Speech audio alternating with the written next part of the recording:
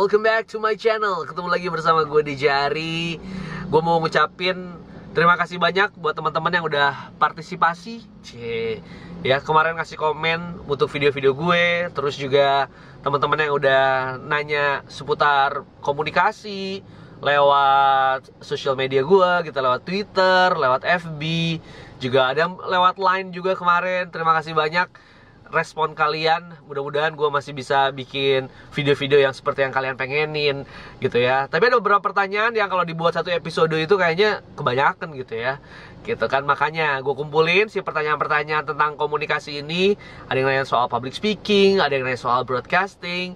Mau gue buatin jadi satu episode, jadi beberapa pertanyaan. Mumpung sekarang lagi macet berat nih, waduh gile ya, gue kayaknya punya waktu banyak nih. Selama gue macet, gue pengen ngejawab pertanyaan-pertanyaan dari kalian yang udah kemarin mencoba untuk bertanya seputar broadcasting dan public speaking. Pertanyaan pertama adalah, kemarin sempat ada yang nanya ke gue tuh orangnya pemalu banget katanya, Ri. Dan kayaknya kalau untuk gue nyempetin ketika berbicara di depan banyak orang harus ngelihat matanya, kayaknya gue bisa pingsan. Cila, bisa pingsan segitunya ya, bisa pingsan. Oke, pertanyaannya, apakah ada cara lain katanya supaya gue nggak harus ngelihat audiens itu matanya, tapi gue ngelihat apa gitu, mungkin bisa lihat jidatnya. Oke, sekarang gue ketahui ya bahwa sebenarnya nggak ada tuh sebenarnya maintain forehead contact, itu nggak ada gitu, memelihara kontak jidat lo antar jidat tuh nggak ada. Yang ada itu adalah kontak mata, maintain eye contact gitu. Jadi orang yang melihat mata si audiens adalah refleksi dari orang yang percaya diri, gitu loh ya. Sekarang nggak mungkin dong lu ketemu sama orang tapi lu nggak ngelihat matanya gitu. Itu sama dengan lu tidak menghargai si lawan bicara kita. Oke. Sama juga dong pada saat kita sebagai seorang pembicara di depan banyak orang, banyak kan ingin dihargai ketika kita berbicara di depan banyak orang. Nah, kalau kita ingin dihargai sebagai seorang pembicara, mau dimengerti, mau didengerin, ya berarti kita juga harus menghargai mereka dulu. Caranya adalah kita sebagai pembicara, ya lo coba untuk menatap mata audiens. Supaya apa? Supaya lo juga diperhatiin sama mereka. Kalau lo antusias untuk memperhatikan mereka, mereka juga akan antusias untuk merhatiin lo ya. Pertanyaan yang kedua adalah, ada yang nanya sama gue, di salah satu video lo harus menyuruh kita untuk tersenyum karena tersenyum itu penting. Gimana kalau apa yang kita presentasikan katanya nih itu sifatnya serius banget, masa gue harus tersenyum gitu? Keren ini pertanyaan.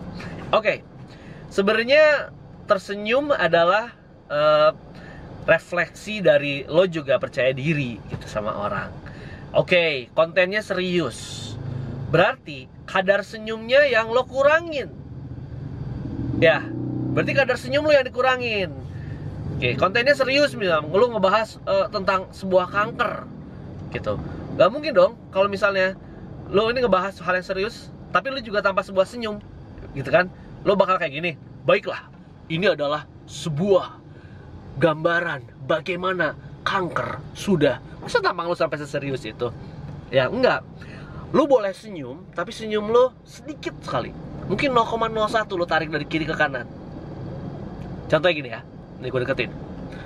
Ini adalah sebuah gambaran bagaimana kanker sudah mulai diderita oleh bahkan anak umur di bawah 10 tahun. Ada senyumnya, tapi 0,01. Senyum gue nggak full.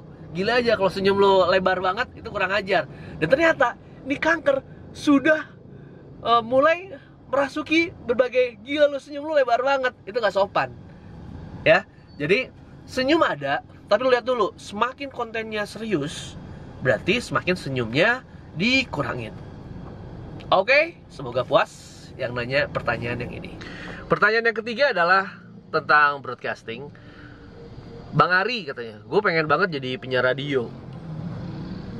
Good ya, tapi gue kayaknya nggak percaya diri banget untuk jadi penyiar radio karena kayaknya gue tuh sifatnya pemalu Dan katanya kalau misalnya jadi penyiar radio, gue harus jadi kayak anak gaul banget gitu. Dan gue tuh ya orangnya sedikit-sedikit nggak terlalu banyak gaul. Kebanyakan gue ada di depan komputer gitu. Jadi mungkin nggak gue masih jadi penyiar radio.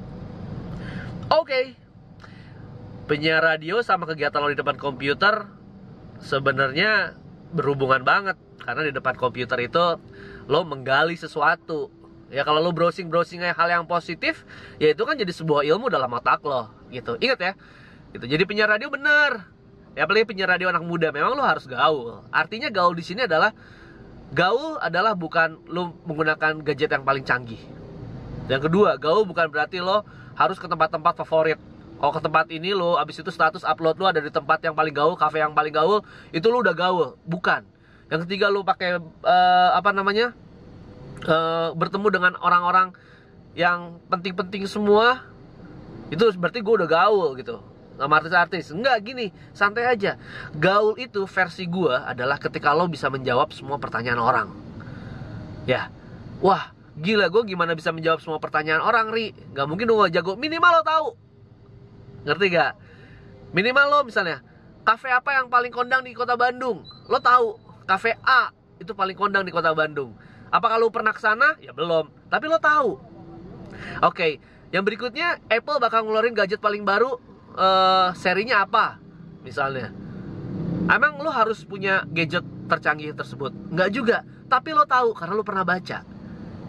Jadi versi indikator gaul buat gue adalah ketika lo mengetahui jawaban-jawaban dari pertanyaan-pertanyaan yang orang kasih, walaupun lo nggak tahu pertanyaannya, jawabannya full. Santai aja. Contoh misalnya, jangan sampai lu nggak tahu kalau misalnya film apa sih yang lagi top di bulan ini. Lu masih ngomongin film yang 2 bulan yang lalu. Ya, bulan ini yang jadi trending film adalah Conjuring gitu kan. Nah berarti lo tahu minimal. Jangan sampai lo, Conjuring itu film apaan sih? Film drama ya? Itu namanya. Masalahnya lo nggak nonton film Conjuring apa enggak, yang penting lo tahu bahwa bulan ini yang lagi rame itu film Conjuring gitu. Pertanyaan yang berikut. Gila, ini banyak banget yang nanya-nanya soal broadcasting ya, terutama pengen jadi penyiar radio. Nah ini ada pertanyaan satu, Mas Ari, tadi Bang, sekarang Mas Ari. Gimana nih awal-awalnya banget nih, kita harus memulai pertama kali itu untuk jadi penyiar radio tuh, apa yang harus kita lakuin? Oke, ya. Yang pertama kali lo harus lakuin banget adalah lo harus doyan dengerin si radio. Nih, lo dengerin semuanya radionya. Sama lagunya? Banyak. Udah hilang. Tuh,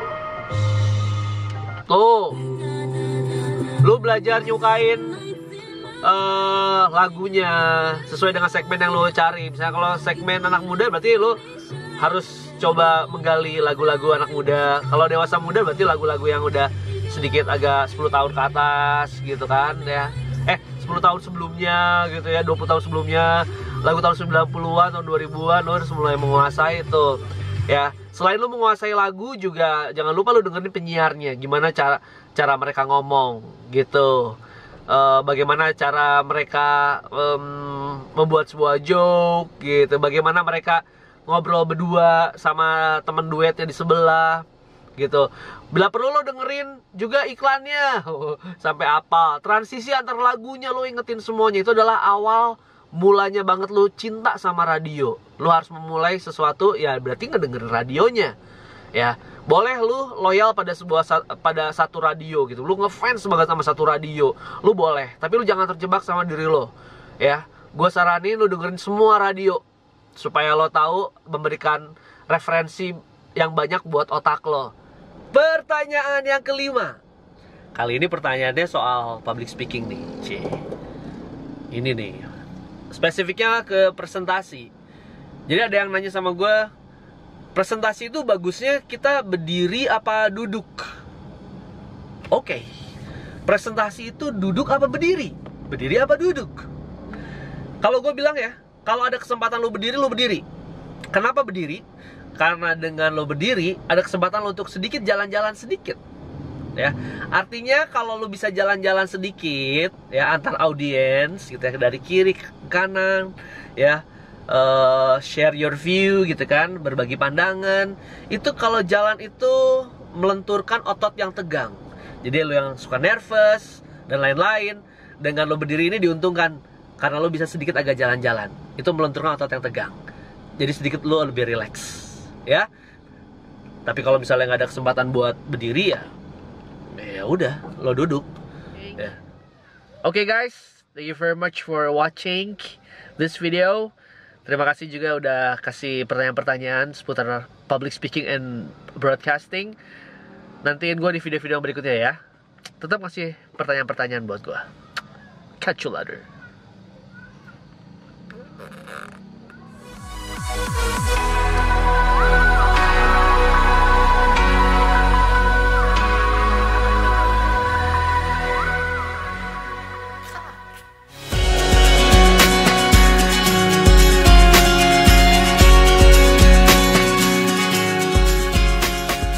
Malu-malu dan suka grogi di depan umum?